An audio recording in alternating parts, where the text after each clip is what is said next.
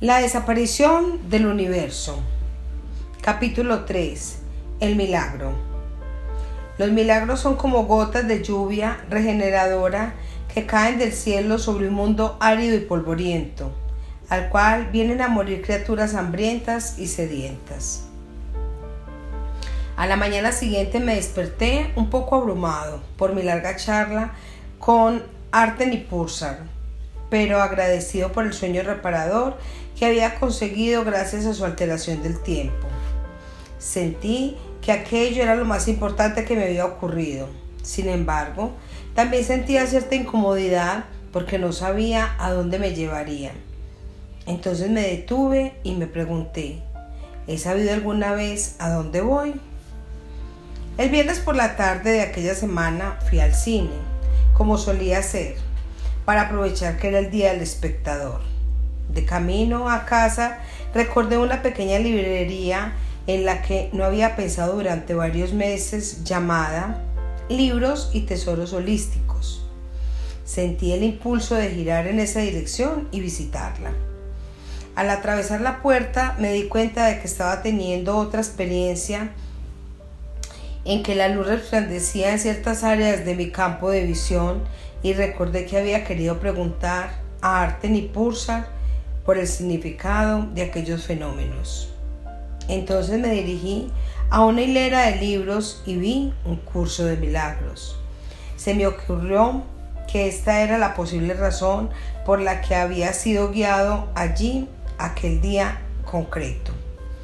Después de tomarlo y leer algunas de sus páginas, vi que en realidad eran 3 libros en uno, y todos procedían de la misma fuente: un texto, un libro de ejercicios para alumnos y un manual para el maestro. También me sentí atraído, sin razón aparente, por otro libro que estaba cerca del curso llamado Viajes sin distancia, escrito por un tal Robert Schuchts. Pronto averigüé que ese libro era una breve historia de cómo un curso de milagros había llegado a ser realidad.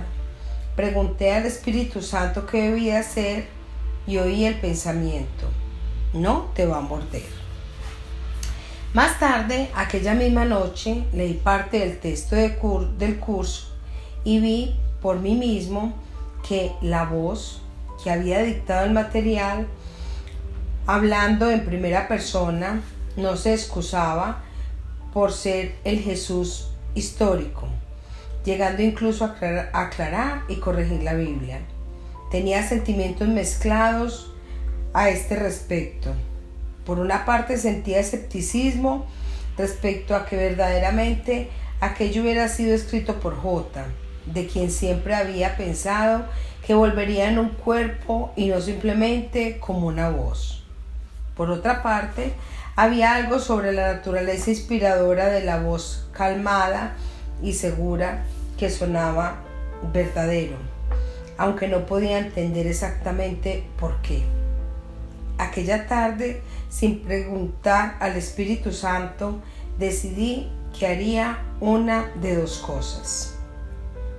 Si mi experiencia futura me decía que este material era verdaderamente de J, entonces aprovecharía plenamente las enseñanzas. Pero si mi experiencia futura me decía que simplemente las cosas no cuadraban, entonces, a pesar de las apariciones de Arten y Purcell, seguía haciendo todo lo posible por revelar que el curso de milagros era un fraude. Durante esas 3 semanas hice una especie de curso acelerado, aprendiendo sobre los libros para poder tener alguna pregunta que plantear a Arten y Purcell. Leí todo el texto del curso lo más rápidamente que pude y obtuve una idea general de lo que la voz estaba diciendo. También me di cuenta de que leerlo tan rápido no era un buen modo de dirigir los principios del curso, de digerir los principios del curso. Sin embargo, el final del texto, titulado Vuelve a elegir, me dejó temblando ante la imponente dimensión de lo que significaba elegir la fuerza de Cristo. No podía recordar haber leído nada anteriormente en toda mi vida que me hubiera parecido tan real y auténtico como este profundo resumen de lo que J estaba pidiendo a sus alumnos y ofreciéndoles.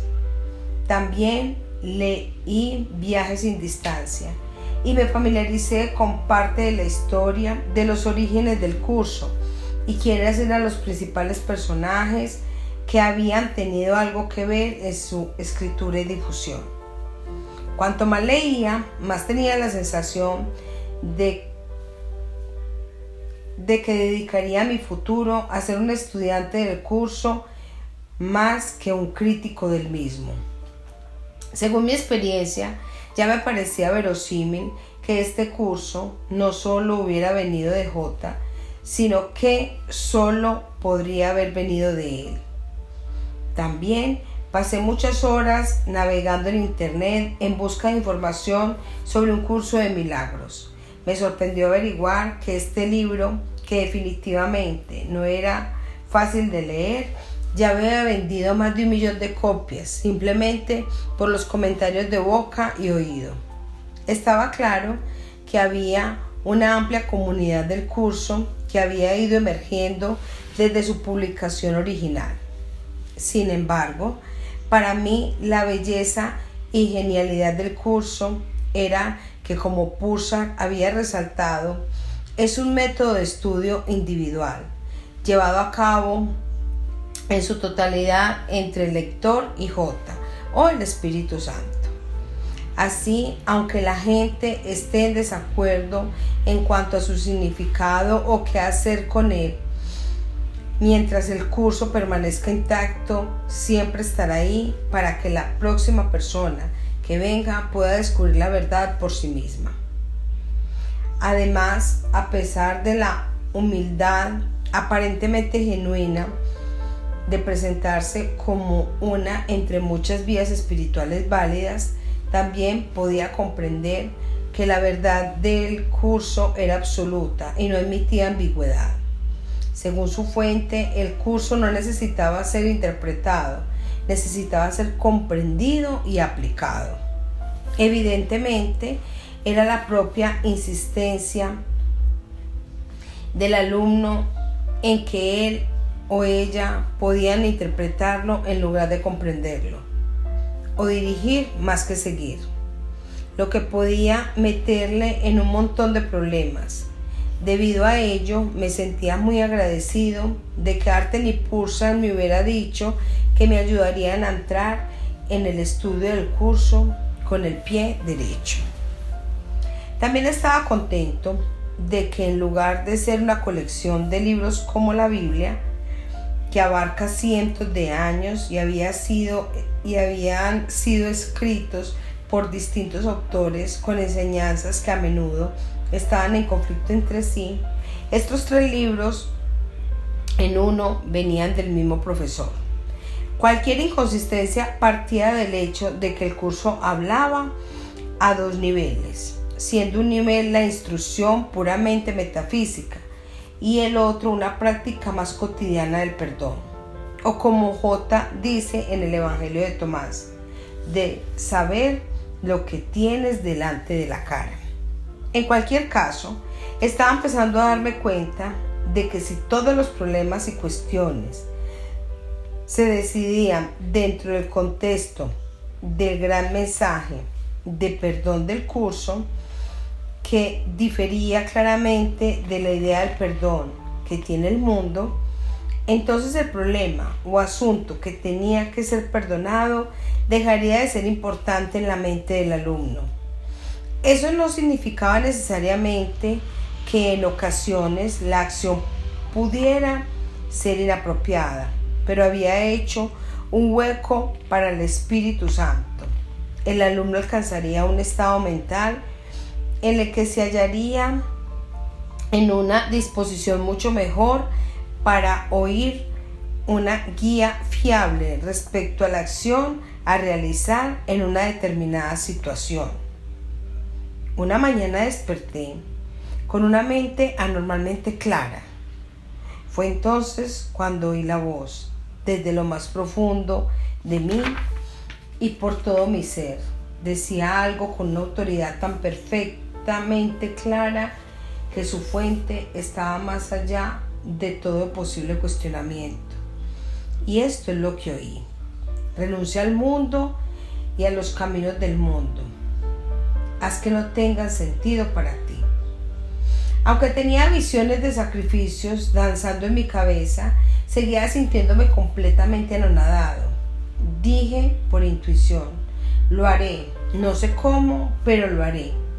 La voz respondió dándome seguridad: yo te enseñaré cómo. El impacto de la voz en mi vida fue catártico e inmediato.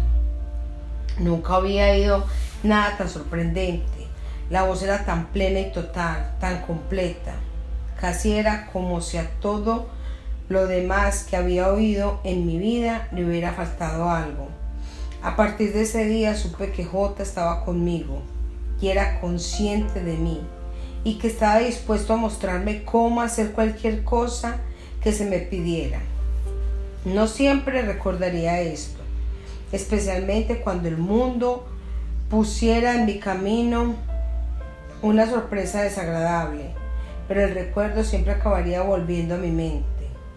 Cuanto antes recordara, menos sufriría.